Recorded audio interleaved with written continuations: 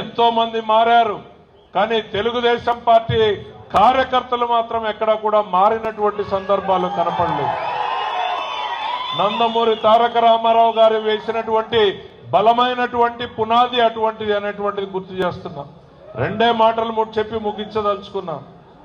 అధికారంలో వేదిక మీద ఉన్నటువంటి మేము ఎవరమైనా కావచ్చు, అధికారంలో ఉన్నటువంటి వాళ్ళు గుర్తుపెట్టుకోవాల్సింది ఒక్కటే, మనం ఇవాళ ఈ స్థాయికి వచ్చాము అనంటే ప్రతి పల్లెలోనూ కర్ర పట్టుకుని మన కోసం నిలబడినటువంటి కార్యకర్తల శ్రమ వల్ల అనేటువంటిది గుర్తు చేస్తా ఉన్నాం.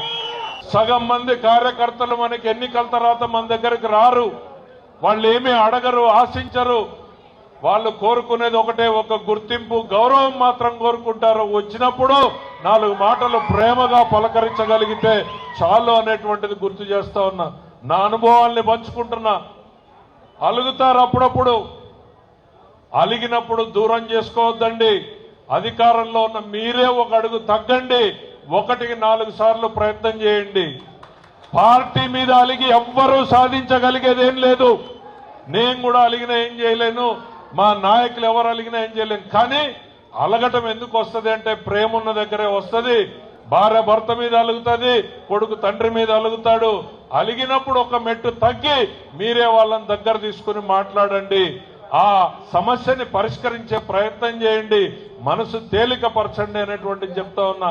ఈ పార్టీ జెండా ఉంటేనే మనందరికీ భవిష్యత్తు అనేటువంటిది గుర్తు చేస్తా ఉన్నా. ఎన్నో సమస్యల్ని, ఎన్నెన్నో ఆటుపోట్లని ఎదుర్కొని నిలబడినటువంటి పార్టీ ఇది. ఆ ఆటుపోట్లని నిలబడి నడిపించినటువంటి నాయకుడు చంద్రబాబు నాయుడు గారు ఉన్నటువంటి పార్టీ ఇది. ఈ దేశంలో మరే పార్టీ కూడా ఇంత బలంగా మచ్చ లేకుండా నిలబడింది అనంటే కేవలం చంద్రబాబు నాయుడు గారి నాయకత్వం వల్లనే అనేటువంటిది ఈ సందర్భంగా గుర్తు చేస్తాం. ఆయన పడుతున్నటువంటి కష్టం, ఆయన పడుతున్నటువంటి శ్రమ, ఇది పార్టీకి అటు ప్రజలకి మంచి చేయాలి అనేటువంటి ఆలోచనతోనే అనేటువంటిది ఈ సందర్భంగా గుర్తు చేస్తా ఉన్నాం.